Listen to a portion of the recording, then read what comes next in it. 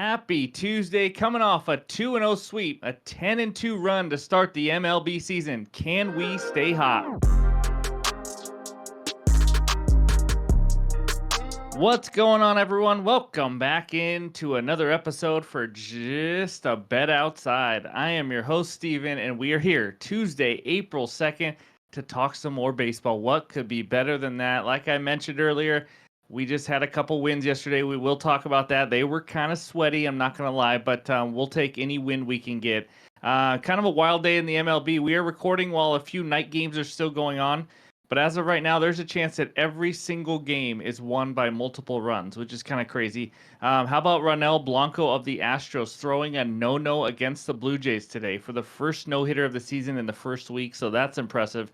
And then also, quick reminder, NBA video is also going to be out, so be sure to check that out. We're on a nice little 6-2 run in that as well as we wind down the regular season in the NBA. But just another quick reminder, I want to keep letting you know Discord is free. It's below. Go click the link, go join. We talk a lot of sports. You get a lot of good ideas from people. And what's better than talking sports and betting every single day when you wake up? So I'm ready to get into the video, though. As you guys know, we give out a ton of research in baseball every single day. So we should get right into it. But before we do that, of course, I got to start with an MLB fun fact of the day. Here we go.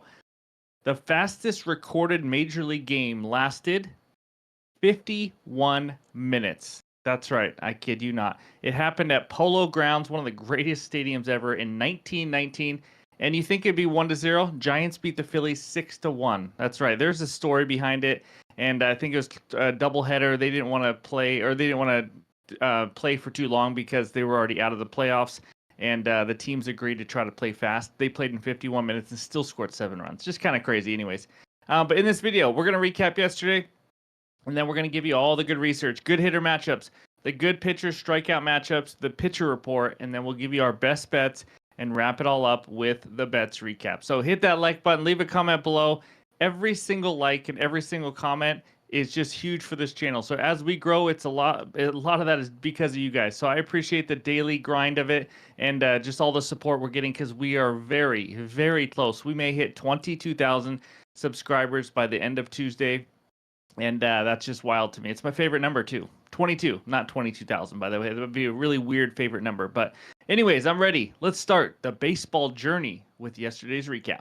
All right, before we go over this bets recap, I do want to mention we have 2 new Jabbo MVPs. We appreciate it, but we are going to give you a shout out in that NBA video, so go check that out. So thank you for doing that. But here we go. Michael Harris, Cody Bellinger, 1+ hit each. Michael Harris, easy. He is a stud, and you're going to see a lot of bets with Michael Harris in it, that's for sure. And then Cody Bellinger, he stressed us out. On his last at-bat, he singles and cashes for us. That was an absolute beautiful thing. Bellinger respects the coin. Braves and Orioles team totals each over 3.5. Again, I said if you couldn't get this, you could do Braves team total over 6.5 or 5.5. They ended up scoring 9 in a game that ended after 8 innings, which, by the way, you should get paid for anything because that is considered a complete game. I know there's some people that are saying they didn't get paid out and all that. If any sports books are not paying out, that's kind of a joke. If you have team totals, I think paid out. But if you have money line and it's final after 8 innings, you should get the win on that. It's just my opinion. But anyways, Orioles team total over 3.5. It was a little dicey, but Mountcastle came through a 2-run bomb and a single to get the 4th run across. And if you took the over 4.5 on its own, you got a little lucky because the Royals tied it up in the top of the 9th to give the Orioles one more chance in the bottom of the 9th. A 2-run bomb, and they score 6 runs. And if you had the -1.5, the only way you could have cashed that at that point was a walk-off bomb, and you got it. So that was pretty cool. But anyways, 2-0 night. As you can see, 10-4 overall, but 10-2 run. The 2 of the 4 losses are the home run sprinkles that we had for long shots. But up 6.64 units. I absolutely love the start, but we have a long ways to go. And obviously, betting on baseball can be very humbling sometimes. So we're going to be back to the grind. But before we get into all those best bets, let's start with the good hitter matchups. All right, we got a busy hitter matchup page for you today. We got 16 of them. That's right. And we start with Jose Abreu, who has the most at-bats by far of anybody else. It's 18 for 60, 5 extra base hits, and 3 home runs versus Jose Barrios. And then on the left side, you're going to see a pair of Cardinals, the 2 studs, Paul Goldie Goldschmidt, 9 for 29, and then Nolan Arenado down there at 8 for 20, 3 extra base hits, and 3 bombs off of Yu Darvish. And then you're going to see this most of the year. But you got 3 Dodgers also on the left side: Freddie Freeman, Mookie Betts, and Max Muncy, all hitting the ball well off of Logan Webb, which is surprising because Logan Webb is a good pitcher, of course. And then we got some guys on the right side. Like, how about Carlos Correa right there, 7 for 11.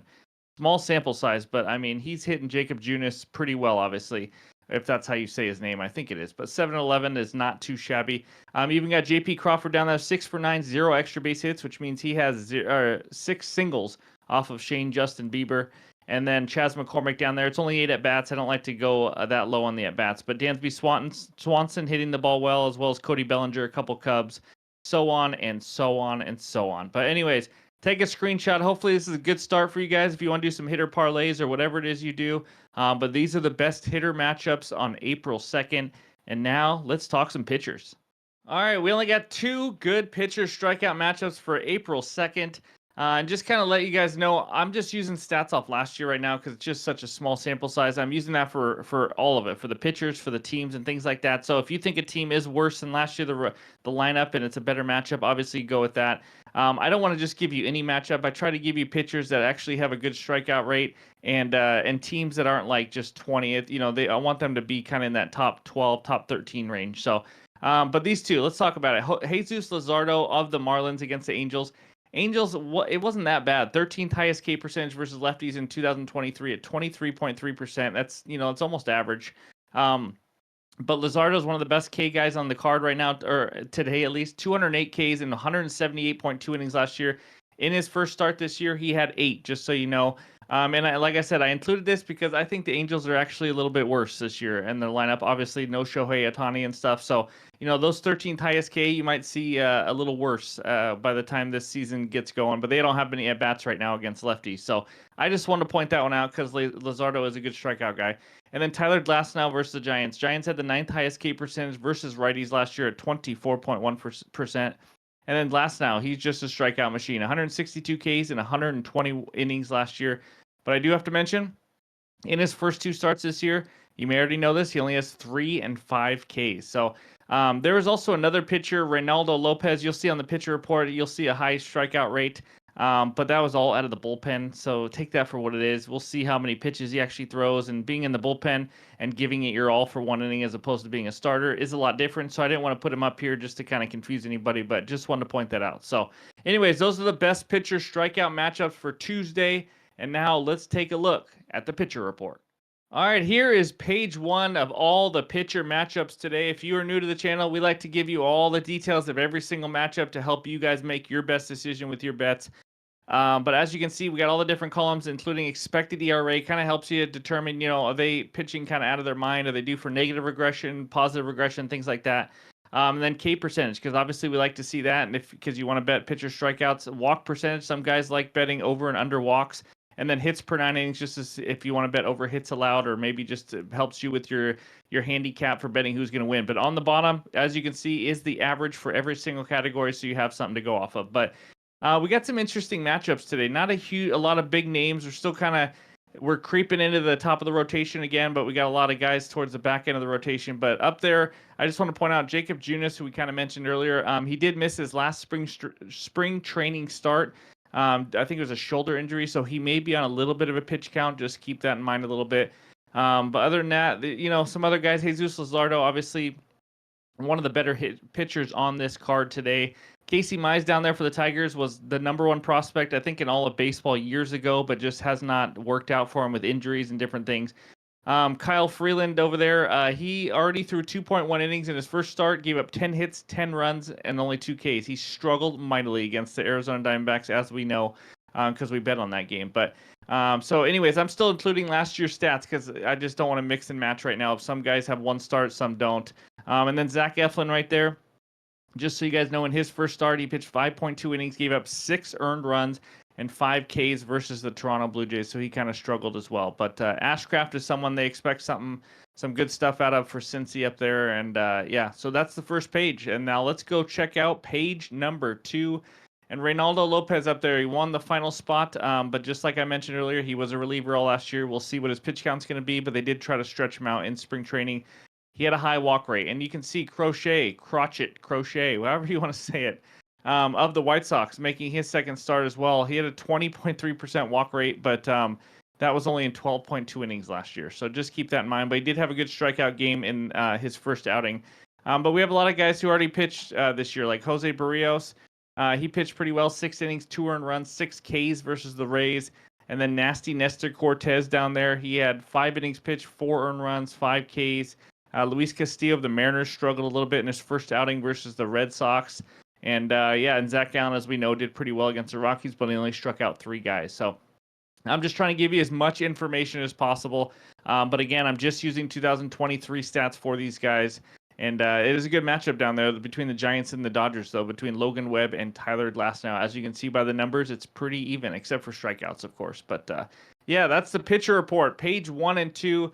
Take some screenshots. Hopefully this gets you winners, however it is that you use it. I know some of you guys, I see comments, you just watch these videos because of the pitcher report, and that's fantastic. So that's good to hear. But anyways, that's all the research help we got for you for today. And now it's time for the best bets. All right, this segment of the show is brought to you by our sponsor, Better Bet. That's BTR Bet, the best place to find, track, analyze, and share your bets. Click that link below. It's in the description. But let's get into the best bets. This first game takes us out to Houston, Texas. We got the Astros hosting the Toronto Blue Jays. Astros moneyline minus 155, Blue Jays moneyline plus 130 with a total of 8.5 runs. The Blue Jays just got no hit yesterday by Ronel Blanco. Yep, let that sink in. And then the Astros, they're off to a slow 1-4 start. As a Mariners fan, I am completely okay with that. But my best bet in this game, I think there's going to be some runs, and I think it's going to be early. Give me the over 4.5 runs in the first 5 innings at minus 125 on DraftKings. Now let's talk through this real quick. Sorry if it's long-winded. I'm just kind of a baseball nut. But here we go. Framber Valdez versus Jose Barrios in this game.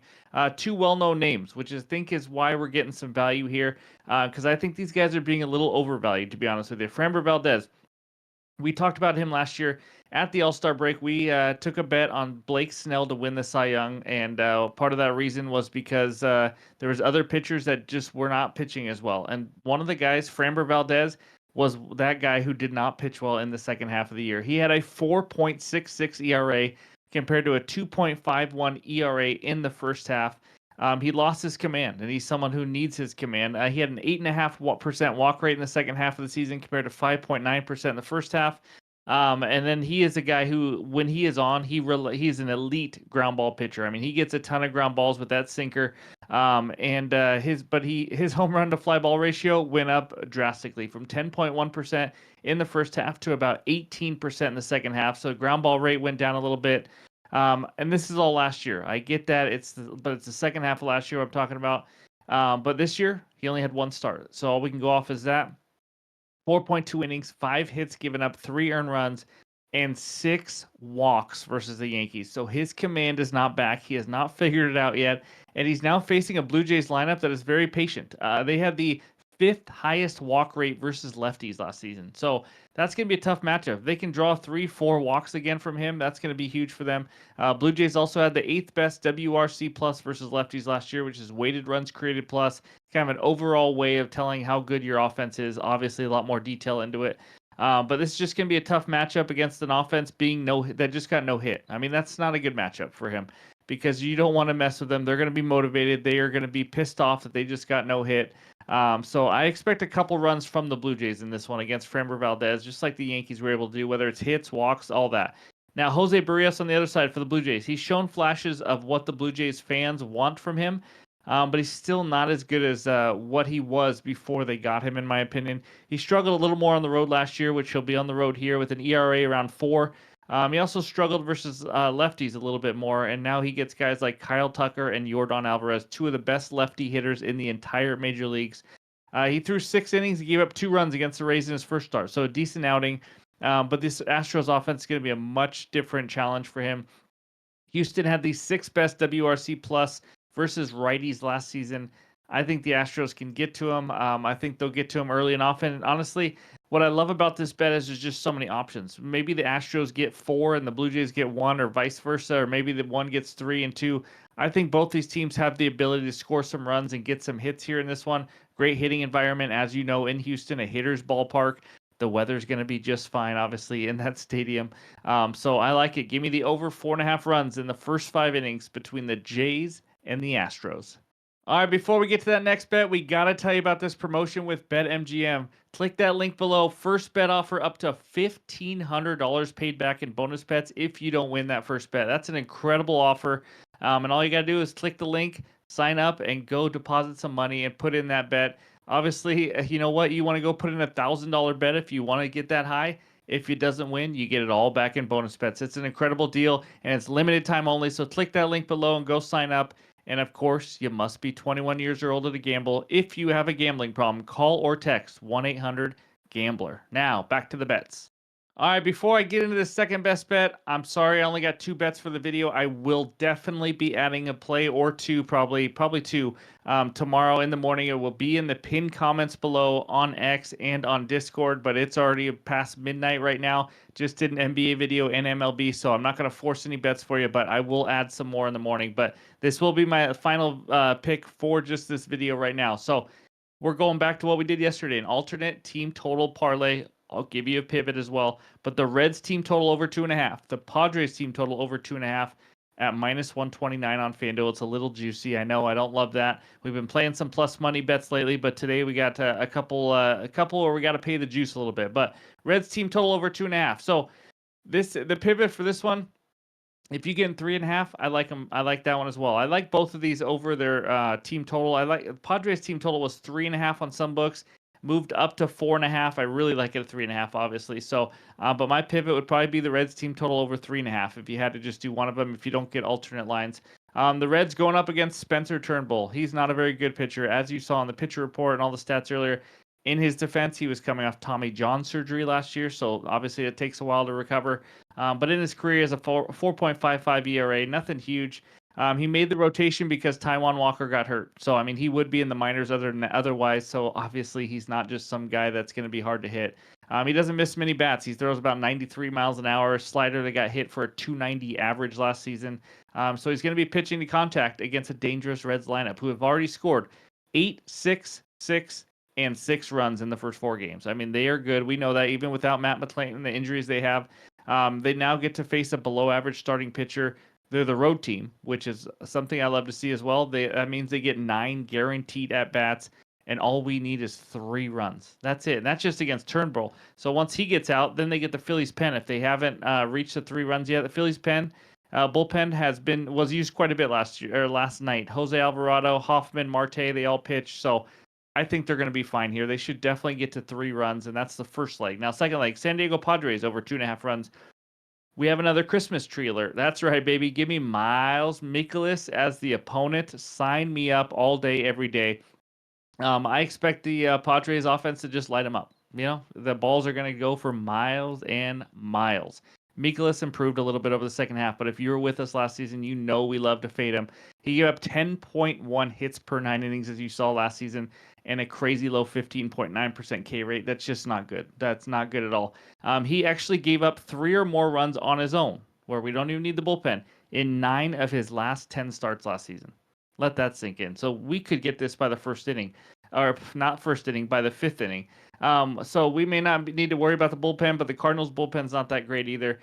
Padres offense so far this season, it's a small sample size, but they do have kind of a different lineup now without Soto and other guys. But Padres so far this year, 7th in overall WRC plus versus righties in 185 plate appearances. And they've scored 2, 15, 3, 6, 13, and 2 over in 4 of these 6 games. And now they have an incredibly good matchup. So give me the Reds, give me the Padres, both to have a team total over 2.5. Put it together as the second best bet. So just a reminder again, another added play or 2 will be in the pinned comments below. I just want to say thank you guys for all the support. It's been unbelievable. It's only been like a week into the baseball season, having a ton of fun. It's always helpful to win some bets, but it's nice to hear you guys winning a ton of bets off the research help we give you, because that's why we put in the work. So thank you guys, appreciate it. But now before we wrap it up, let's check out the bets recap. All right, there they are. Just the 2 bets so far. Over 4.5 runs in the first 5 innings. Blue Jays and Astros at -125 on DraftKings. And then the alternate team total parlay, Reds and Padres team total over 2.5 runs each at -129 on FanDuel. Hopefully I can get a hitter parlay. I think we're 3-1 on those now this year. So hopefully I can get another one posted for tomorrow's games or later today, depending on when you're watching it. But anyways, Those are the bets. That's what we got for you for Tuesday, April 2nd.